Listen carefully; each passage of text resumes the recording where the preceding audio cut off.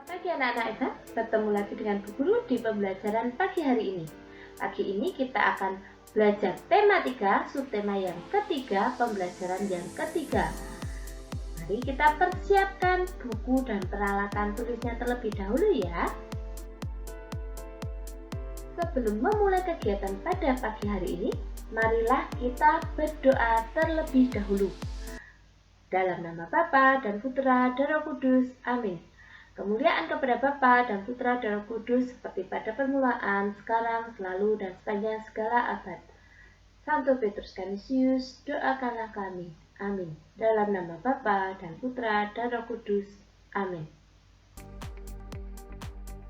Anak-anak, pada pembelajaran sebelumnya kita sudah berbicara tentang pembangunan sosial budaya di Indonesia.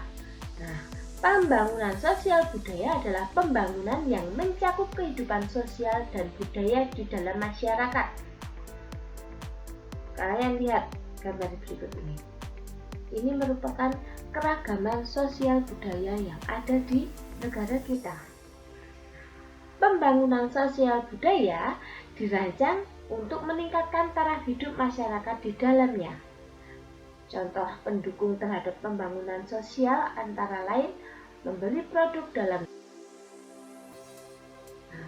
dengan membeli produk dalam negeri, kita sudah menghargai kebudayaan sosial budaya di Indonesia.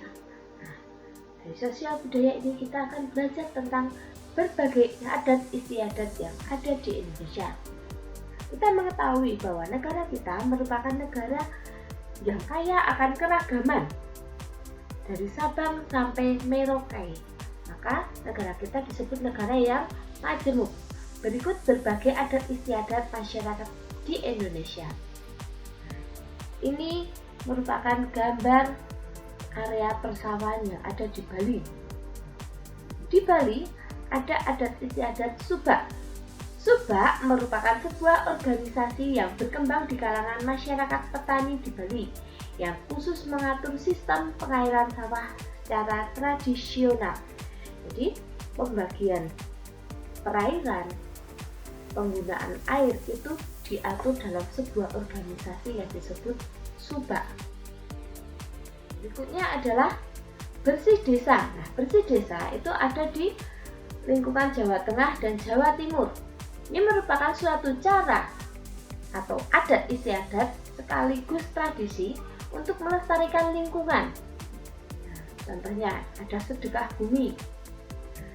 Bersih Desa ini kalau di Jawa Tengah biasanya dengan dilengkapi kenduri, terus nanti ada pertunjukan seni, contohnya wayang dan lain sebagainya.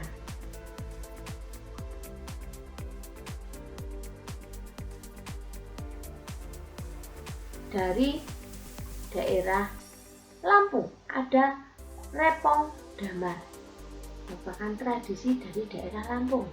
Ini merupakan sistem pengelolaan lahan bekas ladang yang dikembangkan oleh masyarakat adat Purwi di daerah Lampung Barat. Ini mengolah lahan yang bekas digunakan ladang tetapi sudah ditinggalkan, kemudian diolah lagi, dikelola lagi. Berikutnya adalah tradisi Mapalus. Mapalus ini dari Sulawesi Utara. Kalian lihat gambar ini. Orang-orang beramai-ramai mengusung sebuah bangunan. Ini merupakan sistem tolong-menolong yang melandasi kehidupan sehari-hari di masyarakat di daerah Sulawesi Utara. Ini ada contoh Mapalus, yaitu pindah rumah. Mereka menggotong rumah yang akan dipindahkan karena di tempat di Sulawesi Utara itu rumahnya rumah panggung.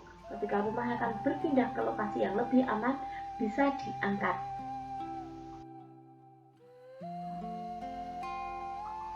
Adat berikutnya adalah pamali, memancing ikan. Ini berasal dari Maluku Utara. Ini merupakan aturan adat sosial masyarakat yang mengatur pemanfaatan sumber daya pesisir dan lautan. Contohnya ini ada upacaranya. Aturan ini meliputi batasan larangan mencari ikan pada musim pemijahan, pembatasan jumlah alat dan penangkapan, serta larangan penebangan hutan bakau atau pohon bakau. Nah, aturan ini merupakan hasil musyawarah warga desa. Nah, pelaksanaannya disesuaikan dengan musim cengkih. Pada musim cengkih, masyarakat meninggalkan laut dan beralih ke perkebunan. Proses pemanenan cengkih pun dilakukan secara gotong royong. Nah, nelayan yang tidak memiliki kebun akan mendapatkan hasil untuk memenuhi kebutuhan hidup selama dilarang melaut. Jadi ada kerjasamanya. Ketika aturan ini berlaku, mereka memanen cengkih. Penghasilan para nelayan itu dari hasil gotong royong memanen cengkih. Nah, berbagai adat tadi merupakan salah satu keragaman yang ada di Indonesia. Keragaman di Indonesia meliputi suku, bangsa, agama, budaya, serta kegiatan ekonomi. Masyarakat sebaiknya tetap bersatu meskipun keragaman yang ada seringkali menimbulkan perbedaan. Tetapi dengan semboyan Bhinneka Tunggal Ika, kita harus tetap bersatu. Keragaman dalam kehidupan sehari-hari, misalnya dalam berorganisasi. Tujuan organisasi menjadi sebuah pemersatu antar anggota organisasi karena dilaksanakan dengan semangat kebersamaan. Contohnya dalam gambar ini merupakan contoh organisasi, yaitu RW. Untuk memecahkan masalah, mencapai pemecahan bersama, mereka mengadakan rapat musyawarah agar tujuan bersamanya tercapai. Manfaat keberagaman sosial budaya. Berdasarkan gambar ini merupakan keragaman yang ada di Indonesia, sosial budaya yang beragam. Manfaatnya yang pertama, menumbuhkan sikap nasionalisme. Yang kedua, sebagai alat pemersatu bangsa. Selanjutnya, menunjukkan jati diri bangsa di mata atau di dunia internasional. Selanjutnya adalah menaikkan pendapatan nasional. Kemudian dapat menjadi ikon pariwisata di Indonesia sehingga wisatawan akan tertarik untuk datang ke negara Indonesia. Yang terakhir, dapat memupuk sikap toleransi. Keragaman dapat kita temukan dalam iklan. Kita dapat melihat iklan di media elektronik tentang keberagaman yang ada di Indonesia. Untuk membuat sebuah iklan diperlukan beberapa hal. Unsur-unsur sebuah iklan terdiri dari judul, subjudul, isi, serta visual yang menarik. Coba kalian amati. Ini merupakan iklan tentang membiasakan anak makan buah dan sayur. Nah, ada unsur-unsur yang ada. Yang diperlukan dalam iklan pada media elektronik antara lain unsur-unsur iklan. Naskah, ini kita masukkan dalam materi iklan. Naskah harus memiliki daya tarik yang kuat sehingga masyarakat tertarik. Sketsa gambar yang berdasarkan naskah yang sudah kita buat. Antara gambar dengan naskah harus sesuai. Terus mempersiapkan pemeran dengan jumlah dan karakter yang sesuai dengan naskah. Karena iklan media elektronik memerlukan pemeran. Kemudian kita akan belajar bagaimana cara menyusun kerangka naskah iklan. Cara menyusunan kerangka naskah iklan. Yang pertama, menentukan tema dan judul. Kemudian, menentukan tokoh, latar, dan sudut pandang cerita. Yang ketiga, menentukan plot atau alur cerita. Kemudian membuat naskah, membuat rancangan naskah. Dilanjutkan membuat storyboard berdasarkan naskah dan menulis dialog-dialog yang efektif serta menarik menggunakan kata-kata persuasif.